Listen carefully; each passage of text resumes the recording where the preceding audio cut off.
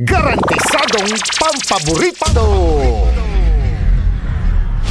Sa iprograman mangiter, nadalan at saray ay sa kialinawa. Tang opinyon, unong adliknaan na saray umbali at saray issue. Yung makakaapekto at bilay. Kawayangan, tan kanupugan na balang sinansakay. Liknaay babalay. Manangilaban, at kanupugan, tan kawayangan at saray umbali. Kapaborito, RJ Jimenez. Liknaay babalay. Naringalan, Lunes hanggang Biyernes, DWJE 88.1 FM, Radyo Pangasinan, Liknaay Babalay.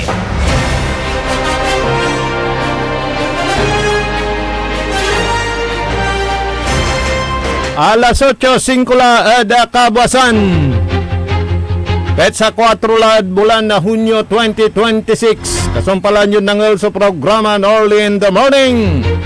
Nenaka Orly Navarro. Kay Kabusol na saray balasubas. Tan matatakod sa syudad Dinaro Balet na saray nalalamas tan mananisiad katuan. Wadjala sa programa Balet. Yapay paruntalan nyo na saratay matuatan putuputag. Yaliknaan nyo at atang tanagagay ka programan Liknaay Balay. Ang batala so panaon. Medyo agtila makalikna na sa limuot at labi. Pero masalimuot iray nagagawa. Yada Aspeto Technical Engineer Nexon Dakal, Kolop Kanta Bayo Balet, amigo yo RJ Jimenez at your service always. Text line tayo 0945-183-4352. Live team at sa Facebook, kandyada sa YouTube. Search labat DWGE 88.1 FM, Radyo Pangasinan.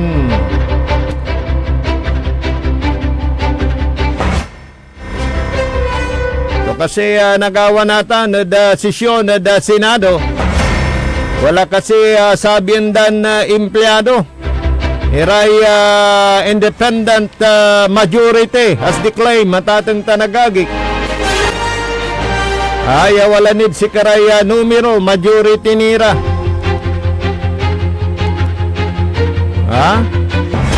Walay basil-basil. So asay likna na umbalay at saray nagagawa ganapukpukan. Sabi nga ng kumpare kong manginginom, every time na ganitong nangyayari, may nagbibigay ng mensahe, ipagdasal nyo kami. Sabi niya ito maya naman kayo, yun ang gamitin palagi. Si Lord, kwanto at atang tanagagik. Dapat makulong yung mga gambling lord, drug lord, at saka yung mga corrupt lord, kung anong tawag mo dyan sa mga kurakot, na mga involved sa pagnanakaw ng kaban ng bayan. Ang daming reaksyon. Ano ba yan? May pinipigilan na may isiwalat, parang ganon naman. Dahil parang ang kanilang pinagsarhan ng pinto yung gagawin daw na investigasyon. Ayan, reaksyon nila yan liknaan na umbalay tatang tanagagik. Ang puta-putang yan issue. Impan salat lamot na liderato pero agda na salatan ang tadamot. Still kuanan Erwin Tulfo, senador. Senate President si Alan Peter Cayetano at 13 dapat sumbuto, di ba? So ang dami ng patutsadahan, 11-11, 13-13, pag 13, di ba sa numero 13 kwanda Engineer Nixon Hudas, Sosiles Antolaya. Pero anto epekto tuya kabibilay na saya araya Pilipino, yun ng ating mga manggagawa. Yung pong nagtatrabaho ng patas, yun hong kumikita ng ay nako. Ang iniisip kung paano mapapakain ng pamilya. Nagtatrabaho ng legal. Ay aging ulaya, kaya ang dami nang humiyaw, mahiya naman kayo sa balat nyo. O yan, wag nyo na daw lukuhin ang madlang people. Saya marakupad saya, Engineer Nixon, gising na ang taong bayan. Antadala, walalay kanya-kanyang liknaan, walalay kanya-kanyan opinion, walalay kanya-kanyan sarili liknaan tanda konklusyon da saray nagagawa natin at sa Senado. Actually Senado ipaluray mo katanay alabin sakay biglan simabimay sakay ay asaya rasunto at atang tanagagik medyo agtulaga nagugustuhan so nagagawa kaskasya laumbalay ayagi. Talaga mo tagusto da bones mo iran na palapag at atang tanagagik pero ag mo naluko.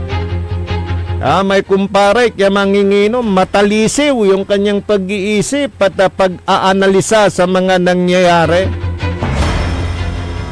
Kaya sabi tuloy niya may tanong hindi kaya may ano dyan?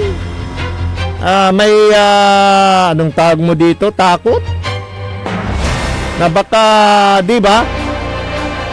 Maisunod siya na makasuhan. Yun po naman ang katanungan. Katanungan po yun at siyempre, they are entitled to their own opinion sa individual at atang tanagagi. O yun naman yung mga ano dyan, yung mga lumilitaw na mga liknaan at atang tanagagi. Kasi obvious daw pero ito, ang labanan ngayon, illegalidad. Nasa batas! May mga isinight si acting Senate President. Senate President pro tempore. Itong si kaibigan natin, Sherwin Gatchalian. Win Gatchalian. Bakit ko nang sabi, Engineer Nixon, na kaibigan natin? Kaya lang, bukod tanging nakakaisip sa atin, di ba? Siya lang sa lahat ng mga senador. Kaya illegal naman daw. May mga ibinase na mga president na na nangyari dahil ang numero daw 22. Kaya majority yung 12. Dahil yung isa nagtatago, yung isa nakakulong. Paano yan? Sabi naman ng independent majority, as declare matatang tanagagik, illegal at wala sa aura ng konstitusyon. No ba yan? Sa ligang batas na yun daw yung kanilang pinanumpaan nang sila ay mag-oath of office. Natatalima at susundin ng saligang batas. Philippine Constitution, tatang tanagagik.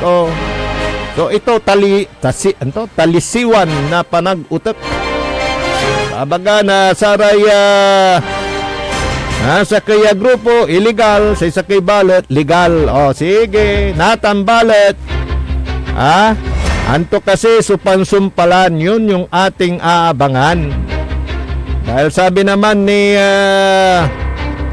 Senador Alan Peter Cayetano, tuloy daw yung investigasyon ngayon sa Blue Ribbon Committee.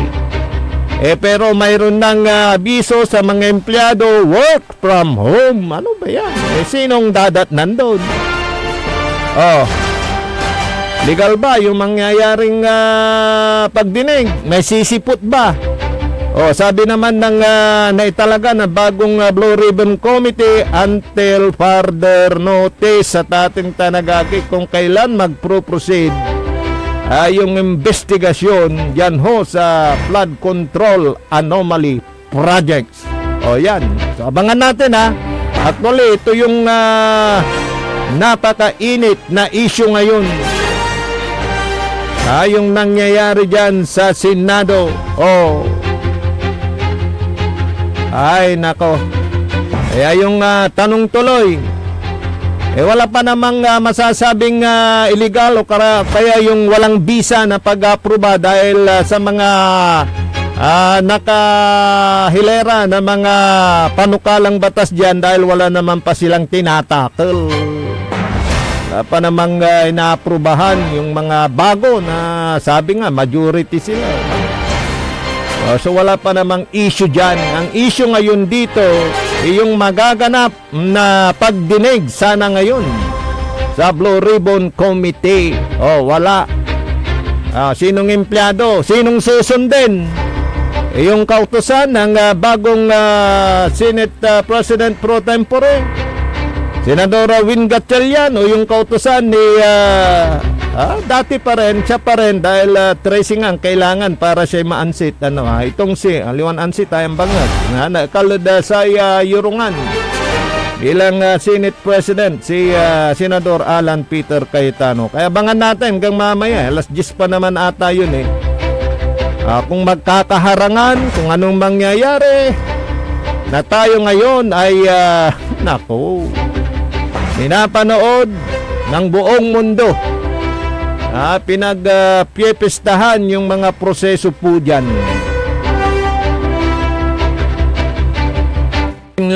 Sino nga ba ang legal at sumusunod sa Constitution? Yan nga sa ating mga nakikinig sa buong lalawigan ng Pangasinan at dito sa lungsod ng Dagupan. Yan sa Malingas Public Market. Good morning. Talagang malakas ang radyo nila dyan, lalo na ngayon. Talagang dumami yung ating tagapakinig yan.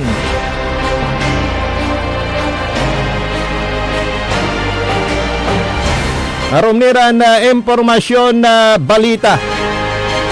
Sa ikalawang pagkakataon, baka ma-meet na natin itong OIC Provincial Director na si Police Colonel Dennis De Leon. Dahil syempre yung una parang di tayo naimbitahan sa meet and greet, pero ngayon Engineer Nixon, punta tayo may meet and greet na naman sa ating provincial director ng mga media sa Pangasinan.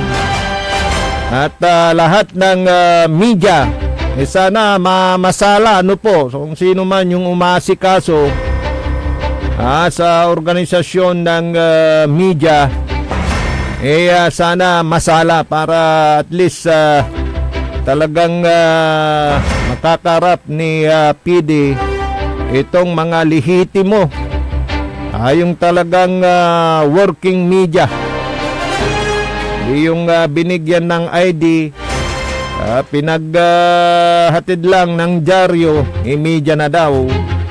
Pero itong si Colonel De Leon, bilib ako dito.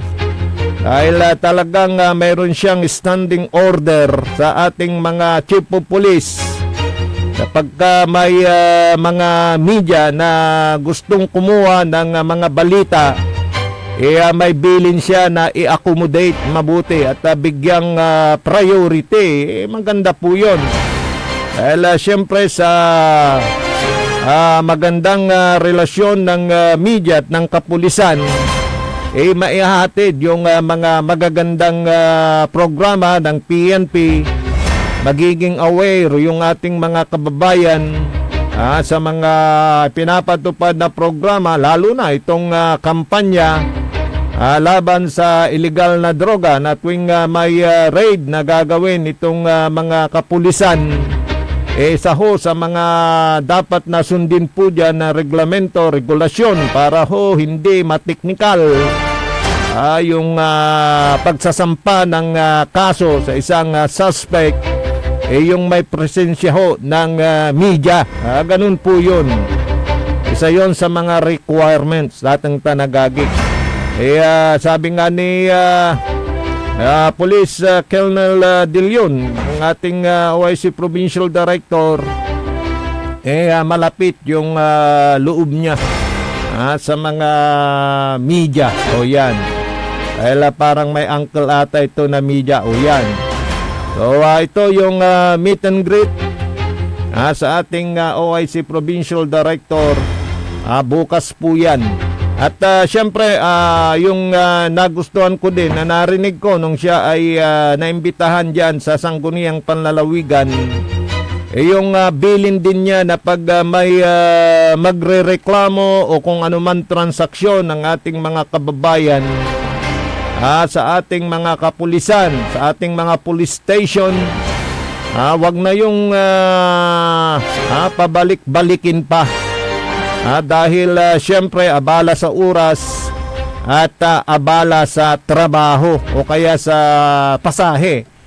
At syempre pag may trabaho yung ating kababayan maabala pa siya. So siguraduhin na naibibigay yung tamang serbisyo ayan sa ating mga kababayan. So mailapit uli ang kapulisan sa ating mga mamamayan.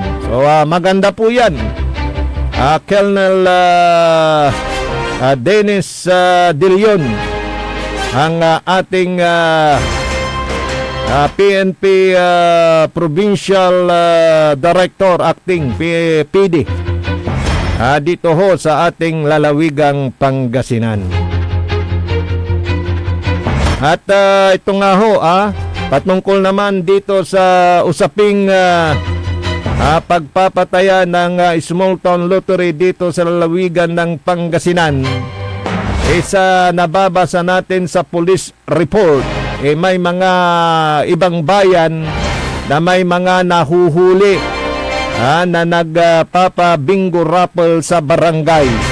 At base sa mga report at ginagawang panghuhuli ng ating mga kapulisan, sila ho ay illegal at may violation sa Presidential Decree 1602. So ito masasabi natin sa ating mga kapulisan na talagang tinututukan yung mga illegal na pasugalan, lalo na itong pagpapataya ng game of chance itong bingo raffle sa barangay, dahil nandun sa mga police report na nababasa natin na ito ay may mga ilang bayan na nagsasagawa ng ganitong klase ng pagpapataya. Ito ay agad naman na inaaksyonan ng ating mga kapulisan dahil malinaw naman sa lalawigan ng Pangasinan na ang tanging may certificate to operate o kaya authorization to operate at may prangkisa, ito hong Grand 88 Gaming Corporation. At sila ho ay matagal na, 3 years na, at na-renew ulit ng another 3 years na legal na nag-operate ng Small Town Lottery dito sa Pangasinan except Dagupan City. So lahat ng forma ng pagpapataya na walang kulang permiso mula sa PCSO kaya sa PAGCOR ay yan po ay illegal. At pag illegal, yan ho ay inaaksyonan ng ating kapulisan. Sunod-sunod na nga yung kanilang mga accomplishment sa pagsugpo ng mga illegal na pasugalan dito sa ating lalawigang Pangasinan. So yan ang ating provincial director ngayon. Talagang kung illegal, kanya hong pinahuhuli.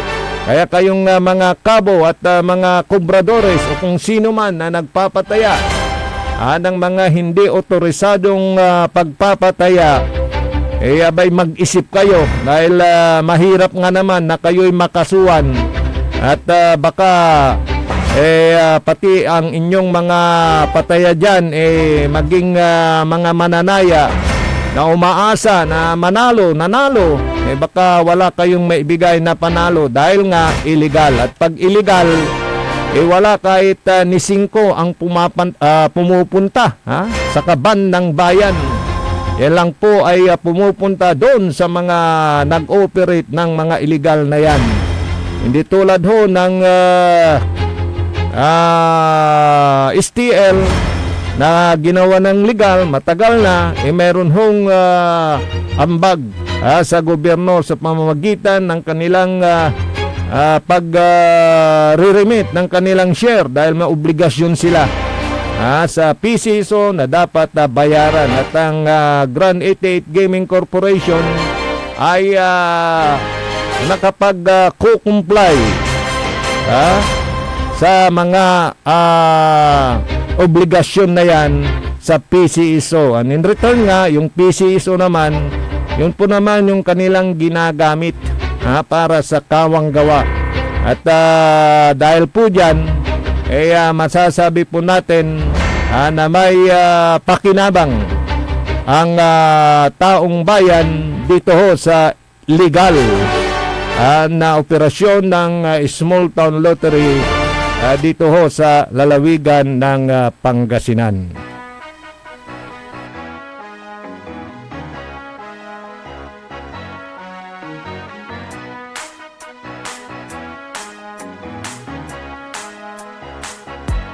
Sa Grand 88 Corporation ng swerte ay nandito. Sa bawat taya, pag-asa ay buo. Maglaro't manalo sa Grand 88 na tayo. Maglaro't manalo sa Grand 88 na tayo. Sa Grand 88 Corporation ng swerte ay nandito. Kasama ang PCS o larong may puso. Manalo sa Grand 88 na tayo.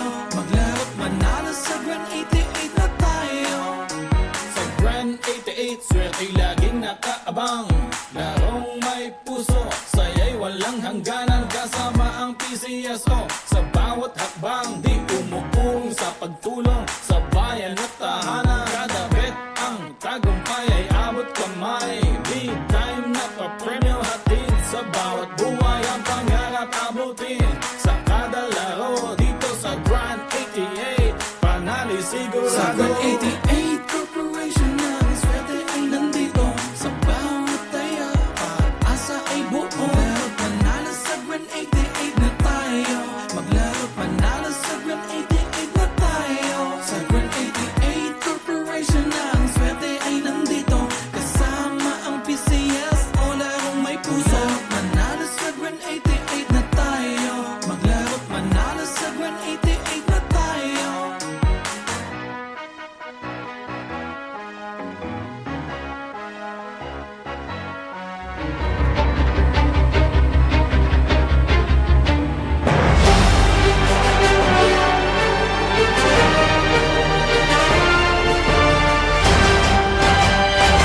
Good morning, Dasaray Mandirangal ditan da Balay na Kalasyaw, Pangasinan. Eco Family at Barangay Lungos, itan Dinalawan, Tanambutel, Barangay Ambutel. Good morning. Tana ditan da Balay na Manawag, da Barangay Baritaw, ditan da Balay na Sampabian, tanjad Balay na Mangaldan. Good morning. Tana jad Mapandan, tanjad Balay na Santa Barbara. Paring Alex, good morning. Aga pala'y malami oras sa dasaya na programa tayo. Programa na Liknay Balay. Yada Speto Teknikal, kalupakan tabay tayo, Engineer Nexon Dakal. Unsublay la. So, programa ng PEM, paninilbiyang agresibo at matapat sa bayan ng Binmalay. Bayan muna bago sarili. Pam sa Binmalay.